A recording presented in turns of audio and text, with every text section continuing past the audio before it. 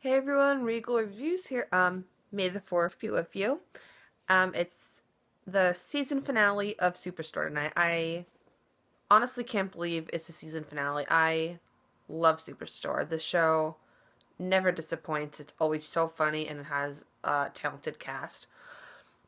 So to recap on tonight's episode, they're basically wondering who's gonna get fired from these layoffs, and they're pressuring Glenn, to make a decision because it's not fair to make them wait all day. I mean, if someone's gonna get bad news like that, well, if I was gonna get bad news like that, I would want to know right away instead of stressing about it all day long. So, Glenn basically has Glenn's really a good boss. Like, he does not want to see any of his employees go, and he says to Jeff that he's not going to fire anyone. And Jeff gives him basically an hour to pick 6 people. And Dina and Amy are talking to Glenn about the whole situation, and they're wondering what's going to happen. And it was actually funny because Dina was like basically kissing up to Glenn, and it was so funny because she was like pretending to be concerned. And then once she found out that these layoffs don't affect management, she was done with them then.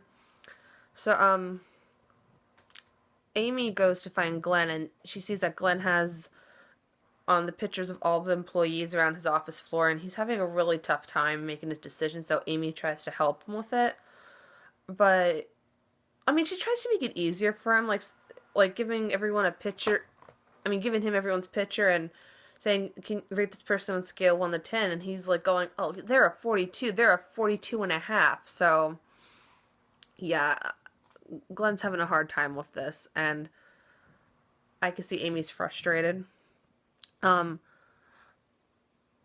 you could also see that the employees are being affected by this. Except for Garrett though, because Garrett's always calm, cool, and collected. This doesn't seem to bother him at all. What does bother him is the fact that Dina seems unconcerned if um he's the one that gets laid off, and he's trying to ask Dina, like, do you seriously not care if I'm the one that's fired? And Dina's like, no, no, I don't care. Just like, I'd feel like if anyone else, I'd feel the same if anyone else did. And Jonah's trying to um prove to everyone that the word sexy is still used. Yeah.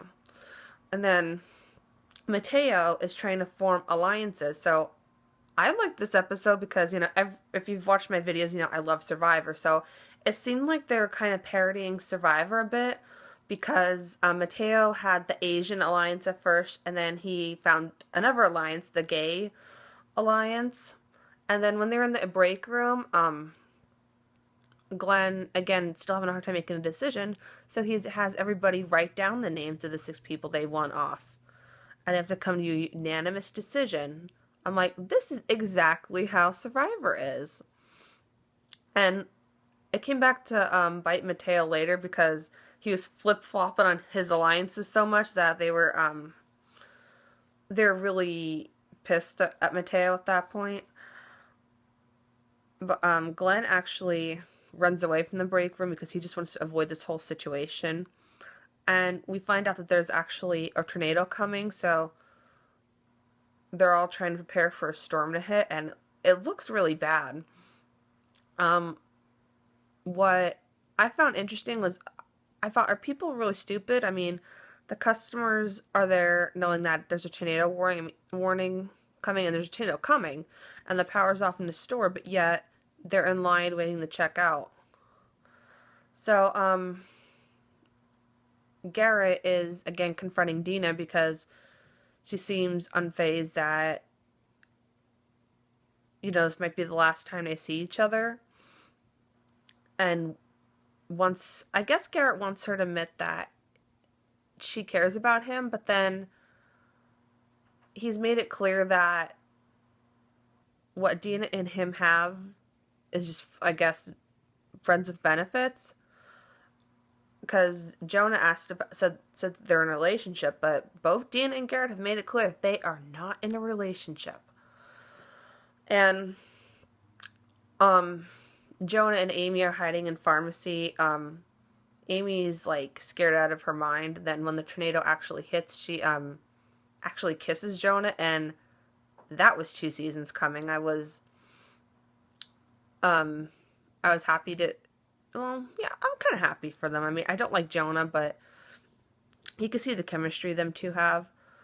Amy calls, I mean, a lot of the employees call home to their families and loved ones. Amy calls home to her daughter. Mateo, I would assume, calls home to his mom.